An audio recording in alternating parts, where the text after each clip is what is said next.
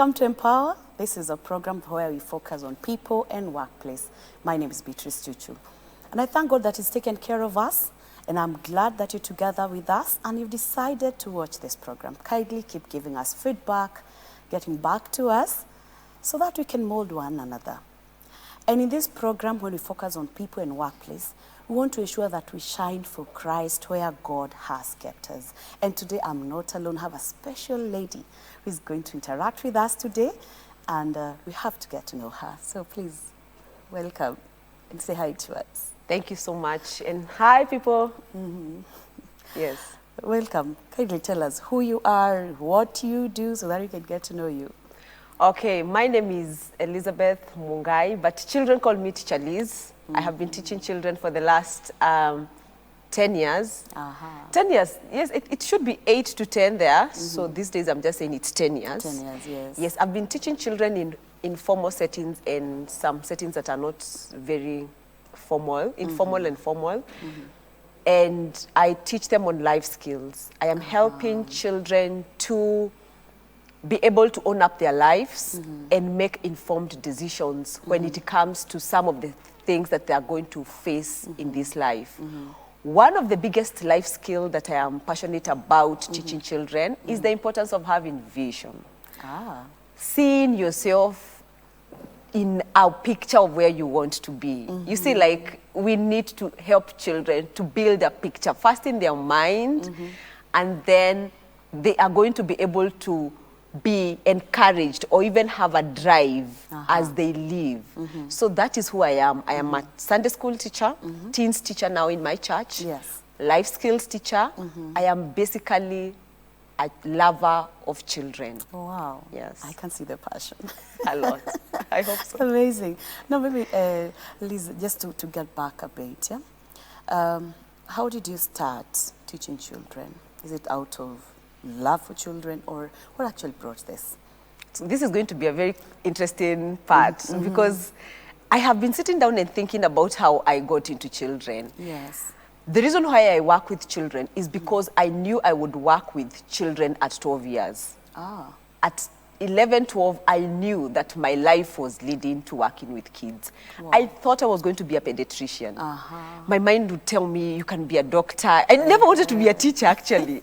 Teaching for me was like, no, who wants to be in class? Keep telling children, keep quiet. And no. I honestly didn't want to be a teacher.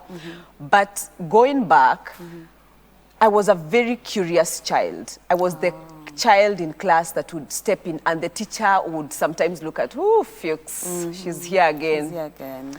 Because I had questions about life.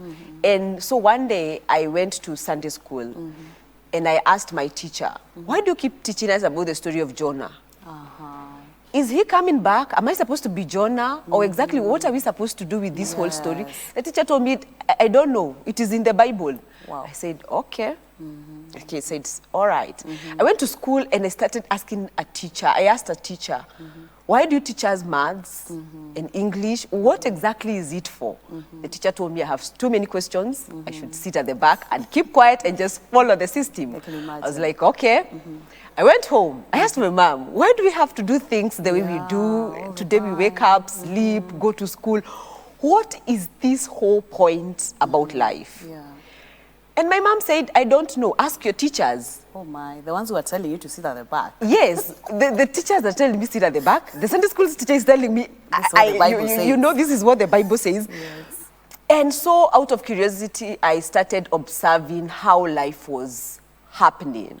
So I would see that everything kind of does have a purpose. So I would ask, I didn't call it purpose then. I thought a cup has a reason, a spoon. So I would, every time I need to do something, I am required to use something.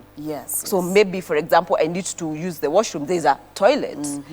I will need to sleep, there's a bed. I need to eat, there's a plate. Out of it, I said, okay, then I need to understand why human beings then exist. This is what happened. One day, my dad is a lover of newspapers. And so my dad would buy newspapers every single day. I used to see my friends rush to the sokudo, sodoku, something that they used to fill in. Mine was not that. I used to run to the death and funeral announcements. Oh my, why? I would ask myself, this person has died, so what was it about life? So I would read them. I would read those long, those statements, and I would read and see, you have won, you have run a race, you have kept the faith, and glory be to God. I am like, okay, so there is a race, there's something, and it ignited something in me. Wow, interesting. Then around 7, 8 years, 9, I observed human beings. I realized that we had people that were rich, termed as rich in the society, and poor, that's what we used to call them, and others don't even know where they are. They are in between there. So I didn't know that we had the middle class, but I just used to say, maybe we are in between because we can afford stuff. Yeah. And so I started asking, how is it that we are all born and different outcomes in our life? We have different outcomes in life. Yes. So again, I internalized. I went to a certain guy that I asked how he got rich, and he told me he worked hard and stuff. So I started telling my sisters, You have to work. No. I said that I don't want this family. I want to belong to his family. Oh, because well, no, they're rich. Yeah, they can afford stuff. They have They're better than us. They're better than us. These guys can pull life. I'm like, but then so in the evening, I used to tell my sister, now bye guys. Me, I have gone to our home. Wow. And my sister is like, which home?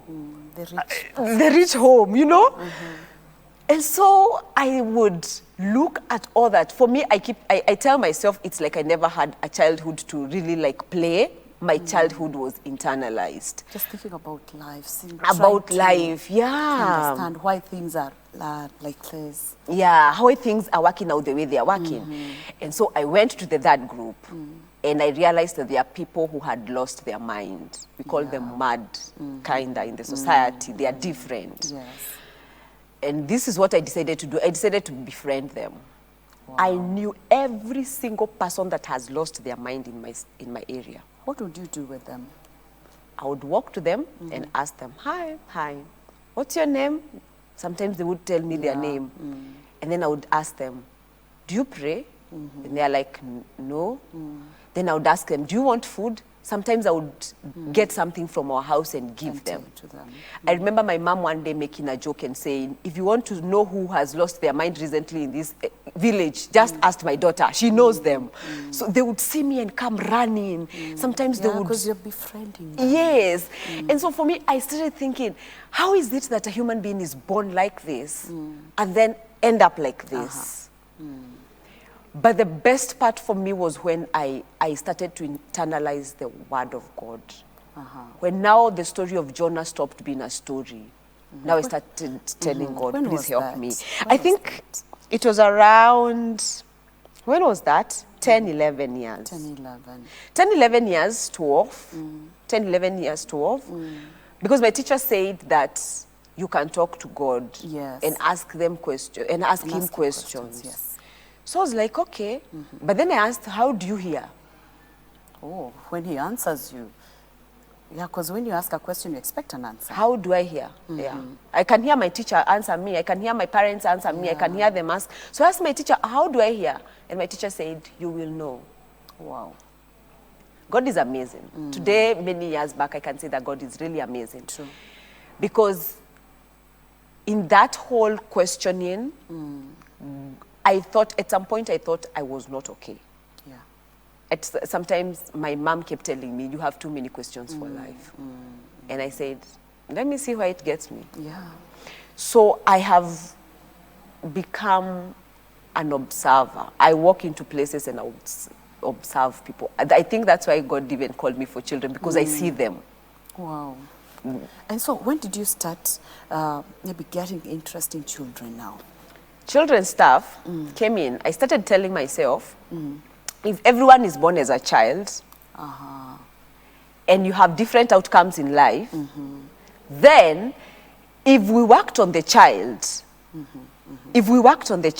Yes. we would help the children to get to the vision that God has for them. I never used to call it vision. Yeah. Yeah, I had another name.